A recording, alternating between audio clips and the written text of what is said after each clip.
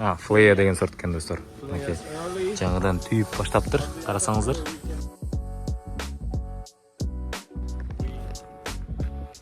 Мынакей достар, гринхаустар Германияда английский технологиямен салынған екен мұның бардығы. Қазір гүлдіп, бары түшім берейін деп қалған екен. Біз бұл жаққа ушул көчөттөр, жаңы жолдор, жаңы мүмкіншіліктер бойынша сүйлөшкөнү келдик. Бұл Сочныйда екен, анан Брикстагы аябай күчтүү экен да. Мынакей, бұл колдунайларды сугарган борбор. No, evening at 9 o'clock, the water comes from the... израильский система метатилдеген ар бир удобренияны сыяк түшүргөндөн баштап микро макро элементтерди аралаштырып келип бул компьютер управлять этип кичине эмелер менен келип ар бирөөнү башкан аралаштырып туруп ар бирөөнү канча керек болсо ошончо жөнөтөт. Бул жакшы жери pH менен эсини сразу айтып берет да. Бұл болса достар, бассейндин ролун аткарган ошол суу сактагычтар экен. Мынакей экөө турат. Ушунун алат дагы сорот. Контейнердин ичинде жана автоматизированный система орнотулган. Ал жактан ошол баардык дары-дармекти аралаштырып, нормасы боюнча ушул теплицанын ичиндеги мынакей клубникаларга тамчылап сугаруу менен таратат. Дагы бир нерсе, бул жакта одноразовый эмес. Булар biraz многоразовый көбүрөөк колдонуп турчу, капельный мелерде шлангларды колдонуп тур. Андан сырткары кошумча булар деген субстрат менен мынакей өстүрөт экен. Кадимки жерге отургузбайт экен. Гектарынан 30 тонна алат. Субстратта сорушта өскөн. Strawberry flare. Here today we have beginning May and we plant this as tray plant 10th of February. And yeah, tomorrow we start to harvest. Бүгүн мына уже бышып баштап тур, эртеңден баштап терип баштайт экен. Клубниканын аты Флея. Трейплант көчөттөрүн 10 февралда отургузуп тур. Эртең уже сатыкка чыгат экен. Мынакей түшүнүн колубузда көрүп турасыңар. Эми даамы ушундук Достор, мына ушундай булардын гринхаустары көп экен, катар-катар болуп кете берет экен. Анан мунундай диагоналы 8 метр, узундугу болсо тетигинен буга чейин келгени 150 метрде түзөт экен. Бул бир аз жел болуп турган регион болгондуктан тетигинтип капталдарын ачып коюптур, ичинде мындай циркуляция аябай жакшы болот экен. Узун болсо дагы циркуляция жакшы болгон үчүн карасаңыздар бойлорунун өскөндөрүн. Магнум деген сорт экен. Бул дагы жаңадан бышып терүүгө чыгып атыптыр. Бул жактын ээсинин айтуусу боюнча клиенттердин көпчүлүгү ушул клубниканы жакшы көрүшөт экен аябай. Мындай спрос менен өтөт дейт да. Мынакей өсүп атканын көргөзөйүн. Бул дагы ошол субстратта отургузулган. Мунун артыкчылыгы достор, кое бербейт экен. Мунун тамырларынын бардыгы түбүнөн биригип калат экен бири-бирине. 1000 адамдын кетирген катасын бир адамдын билими оңдошу мүмкүн. Ошол сыяктуу эле дыйканчылыкта баштап жатканда туура адамдан кеңеш алып, туура билимди ала турган болсоңуз, сиз күткөн ийгиликтер албетте жеңил келиши мүмкүн. Андыктан достор, ошондой адамдар каякта, андай чөйрөгө кантип кошулам деп жүргөн болсоңуздар, сиздерди ММО ассоциацияга мүчө болууга чакырабыз. Себеп дегенде биздин ассоциациябыздын мүчөлөрү бул албетте Кыргызстанда 10 жылдап, 5 жылдап алдыңкы агроном, алдыңкы дыйкан болуп иштеп жүргөн адамдар. Алар менен биз ай сайын жолугуп, бири-бирибиз менен идеяларды алышып турабыз. Чөйрөң кандай болсо ошондой болот дейт го. Ансыңар сиз дагы биз менен бирге өнүгүп, дыйканчылыкты алдыңкы бир сапка чыгарам, Кыргызстанды ММО тармагынан таанытам деген болсоңуз, ММО ассоциацияга мүчө болуңуздар. Ал үчүн экранда жазылган 0772 51 51 50 биздин WhatsApp номерибизге WhatsApp'тан жазсаңыздар да болот, чалсаңыздар да болот. Сиздерди күтөбүз. Бул болсо клубникадан жасалган вино экен да. Шампанскийге окшош дейт.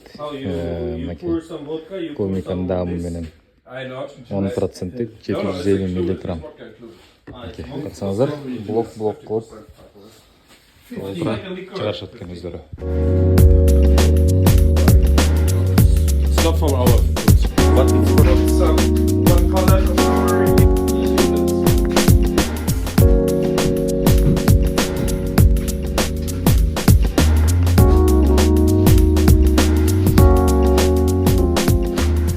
арыганы тергендерге, жумушчуларга жардамчы болгон ушундай бир тележка деп коебузбу, эмне деп коебуз. Бияка мынакей мындайдан коробкалар салынат, анан салаттагы терет жылдырат, мындай кылып кете берет.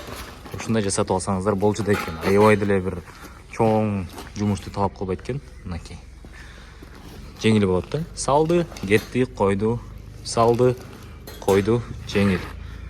Аларды кыйнабайсыздар, эгерде яшке дароо тере турган болсо. Бул фермерлердин үйлөрүн караңыздар. Могул үйгө 50-60 жыл болуп калыптыр. Буга болсо ооба, бул 60 жыл, тиги 20 дейби? Тигинisi 20 жыл болуптур коюлганына. Могул өстүлөрүн карасаңыздар азыр. Камыштан жааптыр да. А биз болсо эмнеге качабыз? Элимни дейт деп жалтырак-мылтыракты үйөбүз. А бул болсо достор кокон гиляс черешня десек деле болот. Мынакей түп-түз кылып орноткондорун көрүп алыңыздар. Булардын жашы азыр 20га чыгып калды дейт. 20 жашта экен. Суу системасы, электричество мындайдан кеткен. Бардыгын алып кеткен.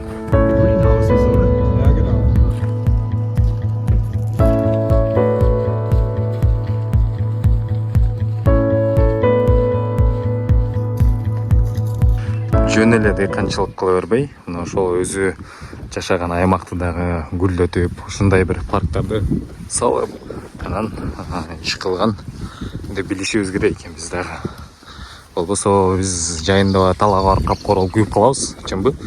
Анан ошол бойдон жүрө беребиз. Азыр эми бул теплицанын ичиндеги биз малиналарын көрөбүз. Бул малина экен. Yeah. Finish and we planted in February and then. Кандайсыңар, урматтуу ассоциациянын мүчөлөрү, биздин катнашчылар. Мынакей малина голландский, Голландиядан алдырат экен. Сиздер көрүп тургандай под пленкой. Капельное орошение менен. Пленкасы где-то бир 120-140 микрон. Ортосуна газонду эгип коюшкан. Микроклимат. Влажность сактап турат. Бул жагы мынакей таптаза болуп произволанып турат. Отоо да чыкпайт бягына. Постоянно обработка болуп турат. Анан бул малинанын түшүндүүлүгү бийигирээк. Биздикине караганда 2 эсе 3 эсе бийигирээк. Бул болсо карагат экен достор. Азыр көчөдө көптөгөн фермерлер кызыгып жатышат карагатка. Мынакей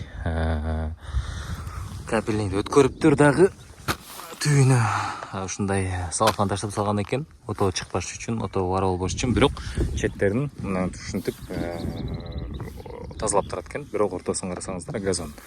Ал эми бул жагы да ошондой да. Жаңы ыкмаларга өтүшүбүз керек. Жаңы ыкма менен көбүрөөк түшүм алып сапатка чыгышыбыз керек да. Биз сапатсыз эч кимге конкуренттүү боло албайбыз. Анан биз объем менен ала албаарыбызды түшүнүшүбүз керек. Бирок сапат менен ала аларыбызды астыга биринчи коюш керек да. Сапаты менен, дамы менен алсак, ар дайым клиенттерибиз болот, ар дайым мүмкүнчүлүк болот. Ооба, түшүнүктүү, бул ар бирөөнүн колунан келбеши мүмкүн, бирок бир келип кыйын мыкты дыйкандар калат. Ошолордун арасынан кыйын болуп чыккандар ушундай жаңы деңгээлдерге, жакшы деңгээлдерге жетет. Эми могу турган өзүнүн өмө жемиштери менен өзүң уктуң го. Бүткүл ушул регионду камсыздайт экен. Вообще өзүлөрүнүн 300 гектардай жери бар экен. 45 гектарды монтип жыл сайын алмаштырып турушат экен.